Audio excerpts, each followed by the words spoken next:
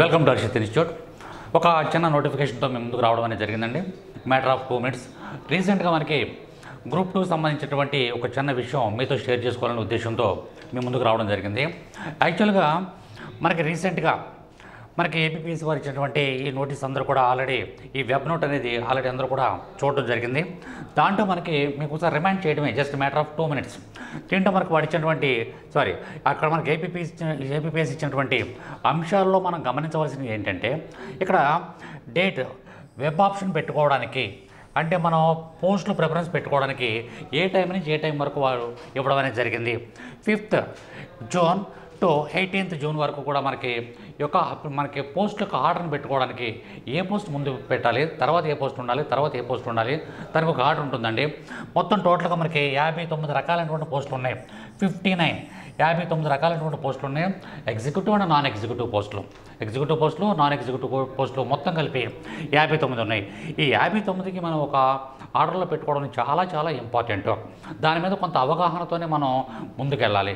ఎలా పడితే అలాగా ఆప్షన్లు పెట్టుకోవడం అనేది, అలా పెట్టినట్లయితే తర్వాత మన కెరీర్ అనేది దెబ్బతింటం అనేది జరుగుతుంది. ఎందుకంటే యాక్చువల్గా ఎంతో కష్టపడి ప్రిలిమ్స్ పాస్ అయ్యారు, మెయిన్స్ పాస్ అవుతున్నారు, రేపొద్దున సిపిటి కూడా కంప్లీట్ చేసుకుంటారు. అయిపోయిన తర్వాత ఈ ఆర్డర్ కనుక సరిగ్గా లేకపోయినట్లయితే మీ ప్రమోషన్లో మీరు నెక్స్ట్ ప్రమోషన్లో కానీ తర్వాత ఫ్యూచర్లో చాలా ఇబ్బంది పడవలసిన పరిస్థితి ఏర్పడుతుంది. కాబట్టి చాలా జాగ్రత్తగా 1-2 సార్లు ఆలోచించుకొని మీరు 5th నుంచి 18th వరకు ఈ మధ్యకాలంలో ఈ వెబ్ ఆప్షన్లు ఇచ్చేటప్పుడు, మీరు పోస్టులు ప్రిఫరెన్స్ ఇచ్చేటప్పుడు చాలా జాగ్రత్తగా ఇవ్వండి. First of all. రెండవది ఇంకోటి ఏమన్నారంటే, మనకి ఆఫ్లైన్ ఎగ్జామ్ అని చెప్పారు చాలా క్లియర్గా. యాక్చువల్గా మెయిన్స్ ఆన్లైన్ ఉంటుందేమో అని చెప్పేసి అనుకున్నాం. కానీ 92,250 మంది మెయిన్స్ క్వాలిఫై అయ్యారు. కాబట్టి ఇప్పుడు సుమారుగా 92,000 మంది అటెండ్ కాకపోవచ్చు, కొద్దిగా తగ్గవచ్చు, ఒక 85,000 లేకపోతే అరౌండ్ 90,000 వరకు రావచ్చు. ఎంతమంది వచ్చినప్పటికీ కూడా అంతమందికి ఆన్లైన్లో కండక్ట్ చేయడం కష్టం కాబట్టి ఆఫ్లైన్ మోడే పెట్టారు. కాబట్టి ఓఎంఆర్ షీట్ మీదే మనకి ఎగ్జామ్ జరుగుతుంది. అది కూడా వాళ్ళు చాలా క్లియర్గా మెన్షన్ చేశారు. ఇంకొకటి ఏమన్నారంటే, ఎగ్జామ్ అనేది ఎప్పుడు డేట్ మనకి 28th 7th July 28th exam conduct చేయడం జరుగుతుంది. Morning section and afternoon section చాలా క్లియర్గా మనకి అన్ని విషయాలు కూడా దీంట్లో మెన్షన్ చేయడం అనేది జరిగింది. కాబట్టి ఇక్కడ మీరు పోస్ట్ పోన్ అవుద్దా ఇంకోటి అనే విషయాలు మీరు పక్కకి పెట్టండి. మనకి అఫీషియల్గా ఏపీపీఎస్సీ నుంచి ఏదైనా ఒక నోట్ వచ్చే వరకు కూడా ఎప్పుడు కూడా మనం మీ ప్రిపరేషన్ మీరు ఎక్కడ కూడా ఆపొద్దు. నెక్స్ట్ ఇంకా ఈ యొక్క నోటిఫికేషన్ ఒకసారి చూడండి. వాటిల్లో ఈ యొక్క పోస్టులు మనకు ఉన్నటువంటి పోస్టుల్లో ఇవన్నీ కూడా ఈ 59 రకాలైనటువంటి ఎగ్జిక్యూటివ్ పోస్టులు, నాన్ ఎగ్జిక్యూటివ్ పోస్టులు, వీటన్నింటిలో కూడా ఒకసారి మరలా మీరు చూడండి. అయిన తర్వాత నేను నా ఓన్గా కొంత మీకు సజెస్ట్ చేయడానికి ఒక ఆర్డర్ అంటూ ఇవ్వడం అనేది జరిగింది. అయితే ఇక్కడ విషయం ఏంటంటే, నేను చెప్పింది మీరు ఫాలో అవ్వాలని రూల్ లేదు. మీకు నచ్చినట్టుగా మీకు ఎలా కంఫర్ట్గా ఉంటే, ఒకవేళ ఫర్ ఎగ్జాంపుల్ మనకు ఉన్నటువంటి పోస్ట్ ఏ విధంగా ఉంటాయంటే, ఈ గ్రూప్లో 3 రకాలైన పోస్టులు ఉన్నాయండి. ఒకటేమో స్టేట్ వైడ్ పోస్టులు ఉంటాయి, రెండవది చూసుకున్నట్లయితే జోనల్ వైజ్ పోస్టులు ఉంటాయి, మూడవది డిస్ట్రిక్ట్ వైజ్ పోస్టులు ఉంటాయి. మీరు కనుక ఈ అమరావతిలోనూ అక్కడ రాజధానిలోనే ఉండాలి, జీవితాంతం అక్కడ చేసుకోవచ్చు, అటు ఇటు కదిలే ప్రసక్తి ఉండకూడదు అనుకున్నట్లయితే స్టేట్ వైడ్కి ఇంపార్టెన్స్ ఇచ్చుకోవచ్చు. లేదు మనకు మా సంఘంలో మంచి హోదా కావాలి, మంచి పలుకుబడి కావాలంటే మున్సిపల్ కమిషనర్ కానీ డీటీ కానీ ఇటువంటి పోస్టులకి మనం ఇంపార్టెన్స్ ఇచ్చుకోవచ్చు. కాబట్టి మీ యొక్క యాంగ్జైటీని బట్టి, మీ యొక్క అభిరుచిని బట్టి కూడా ఈ పోస్టుల సెలక్షన్ అనేది ఉంటుంది. కాకపోతే నేను ఇచ్చినటువంటి ఆర్డర్ ఏంటంటే, మీరు త్వరగా ప్రమోషన్ ఛానల్లో త్వరగా ఎదగడానికి, సొసైటీలో మంచి పేరు ప్రఖ్యాతులు సాధించుకోవడానికి, కొంచెం రిస్క్ అయినప్పటికీ కూడా, అంటే ఆ పనిలో కొంచెం ఒత్తిడి ఉన్నప్పటికీ కూడా ఈ ఆర్డర్ అనేది కొంతవరకు మీకు ఉపయోగపడుతుంది. కానీ ఇది నా పర్సనల్ ఒపీనియన్ తప్ప మీరు అందరూ కూడా ఇది ఫాలో అవ్వాలని చెప్పేసి నేనేం చెప్పట్లేదు. యాక్చువల్గా డిప్యూటీ తహసీల్దార్ ఎవరు గ్రూప్ 2 అనగానే మనకి అది ఒక కళ అనమాట, ఏంటంటే డీటీ అవ్వాలని చెప్పేసి అని. కాబట్టి ఫస్ట్ డిప్యూటీ తహసీల్దార్ ఇచ్చుకున్నాం. తర్వాత సబ్ రిజిస్టర్ గ్రేడ్ 3, మనకి సబ్ రిజిస్టర్ గ్రేడ్ 3 కూడా పోస్టులు ఇచ్చాడు. ఎన్ని ఇచ్చాడు అనేది మీకు ముందే నేను ఆ టేబుల్లో క్లియర్గా మెన్షన్ చేయడం జరిగింది.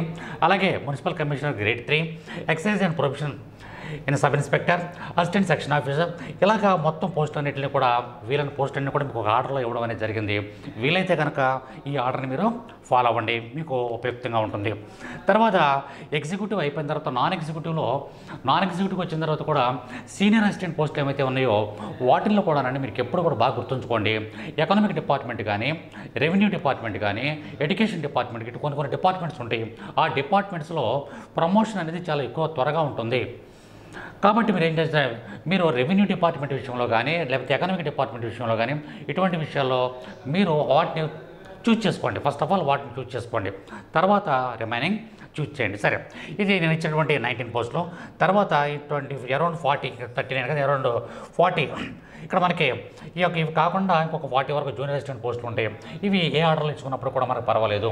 కాకపోతే ఒక విషయం ఏంటంటే, సార్ నేను అది ఇవ్వలేదు, మీరు ఇవ్వకపోయినప్పటికీ కూడా ఏమవుతుందంటే నెక్స్ట్ ఆర్డర్లో పిలుస్తాడు వాడు. కాబట్టి ఎప్పుడు కూడా టాప్ ప్రయారిటీకి వెళ్ళిపోండి.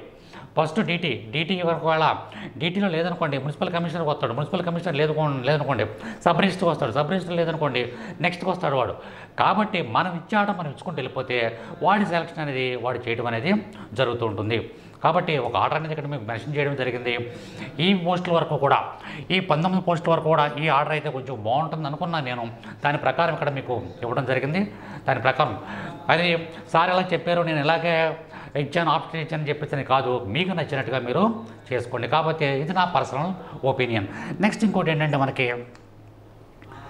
చాలామంది పిల్లలు మన స్టూడెంట్సే వచ్చి అడుగుతున్నారు, సార్ సిపిటి టెస్ట్ ఏంటి సార్, కంప్యూటర్ ప్రొఫిషియన్సీ టెస్ట్ అనేది మనకి ఎప్పుడు ఏంటి, అసలు దానికైనా సపరేట్ సర్టిఫికేట్ ఉండాలంట, గవర్నమెంట్ ఏదో ఎగ్జామ్ కండక్ట్ చేస్తుందంట, దానికి సంబంధించి ఏంటి సార్ అని చెప్పేసారంటే, ఒకప్పుడు ఎలా ఉండేదంటే ప్రీవియస్ మనకి నోటిఫికేషన్ ముందు ఎలా ఉండేదంటే, గతంలో ఏ విధంగా ఉండేదంటే, ఒక ఎగ్జామ్ పెట్టారు, ఆఫీస్ ఆటోమేషన్ అని చెప్పేసి ఒక ఎగ్జామ్ కండక్ట్ చేసేవారు.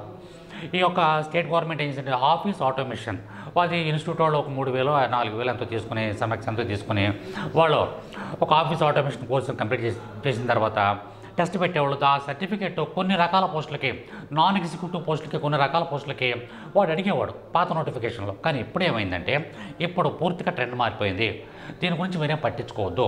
ప్రిలిమ్స్ అయిపోతుంది, మెయిన్స్ అయిపోతుంది, అయిపోయిన తర్వాత ప్రిలిమ్స్ మెయిన్స్ అయిపోయిన తర్వాత మెయిన్స్లో ఎవరైతే క్వాలిఫై అవుతారో టాప్లో ఉంటారో 1:2 ప్రకారం ఈ యొక్క సిపిటీకి పిలుస్తాడు వాడు.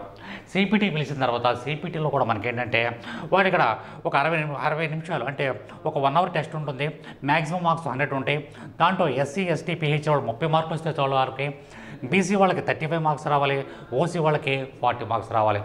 ఇది మినిమం అనమాట. అంటే ఇతనికి కంప్యూటర్ మీద అవగాహన ఉందా లేదా అంటే, ఇక్కడ మనకి ఏంటంటే మెయిన్ ఎక్సెల్ మీద కొంచెం పవర్ ఉన్న ఎక్సెల్ మీద అవగాహన ఉండాలి. అలాగే పవర్ పాయింట్ ప్రజెంటేషన్ మీద, ఎంఎస్ ఆఫీసు, ఎక్సెల్లో పవర్ పాయింట్ ప్రజెంటేషను, ఇటువంటి ఆఫీస్ ఆటోమేషన్ అని చెప్పేసి అంటాం, వాటి మీద కొంచెం కమాండ్ ఉండాలి. దీని గురించి మీరు ఎక్కువ టెన్షన్ పడకండి. ఫస్ట్ ఆఫ్ ఆల్ మీరు ఏంటంటే మెయిన్స్ క్రాక్ చేయండి, మెయిన్స్ గట్టిగా చదవండి. ఆ ఉన్నటువంటి 4 సబ్జెక్టులు 4-5 సబ్జెక్టులు ఉన్నాయి మనకి. ఫస్ట్ పేపర్లో వచ్చేటప్పటికి ఏపీ హిస్టరీ మరియు పాలిటీ ఉంది. సెకండ్ పేపర్లో Indian economy, AP economy, as well as science and technology, మన డిసైడింగ్ ఫ్యాక్టర్ అయినటువంటి సైన్స్ అండ్ టెక్నాలజీ. వాటి మీద పుస్తకాలు పుస్తకాలు మార్చకండి. ఏ పుస్తకాన్ని అయితే నమ్ముకున్నామో అదే పుస్తకాన్ని 20 సార్లు చదవండి, 20 టైమ్స్ చదవండి. మీరు ఎంత రిపీట్ చేయగలుగుతారో పుస్తకాన్ని ఖచ్చితంగా సక్సెస్కి అంత దగ్గరగా ఉంటారు. ఈ విషయాలన్నీ కూడా గుర్తుంచుకోండి.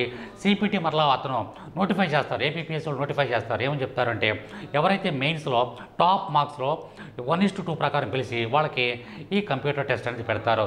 దీనికి ప్రత్యేకంగా సర్టిఫికేట్ ఏమీ అవసరం లేదు, అంతా వాళ్ళే చూసుకుంటారు. ఏపీపీఎస్ వారు కండక్ట్ చేస్తారు. కాబట్టి దీని గురించి మీరే కంగారు పడద్దు. మరలా సార్ మాకు కంప్యూటర్ మీద నాలెడ్జ్ లేదని ఏం అవసరం లేదు. మీరు మెయిన్స్ అయిపోయిన తర్వాత మిమ్మల్ని పిలిచినప్పుడు 1 వీక్, ఒక్క వారం కనుక మీకు నచ్చిన కంప్యూటర్ సెంటర్కి వెళ్ళినట్లయితే వాళ్ళు దీనికి సంబంధించినటువంటి విషయాలని కూడా వాళ్ళు దృష్టిలో పెట్టుకోండి. మీకు కనుక ఈ యొక్క ఆప్షన్ల విషయంలో కానీ, ఆప్షన్ ఎలా పెట్టుకోవాలనే విషయంలో కానీ, సిపిటి విషయంలో కానీ, గ్రూప్ 2 సంబంధించినటువంటి ఏ అంశం అయినప్పటికీ కూడా మీకు ఏ డౌట్ వచ్చినా వెంటనే మన హర్షిత్ ఇన్స్టిట్యూట్కి కాల్ చేయండి. వీలైతే కనుక ఒకసారి మన హర్షిత్ ఇన్స్టిట్యూట్ని విజిట్ చేయండి. Thank you very much. All the best. Friends, మా ఎంకరేజ్మెంట్ కోసం మన హర్షిత్ ఇన్స్టిట్యూట్ యూట్యూబ్ ఛానల్ని సబ్స్క్రైబ్ చేసుకోండి, లైక్ చేయండి, అలానే షేర్ చేయండి.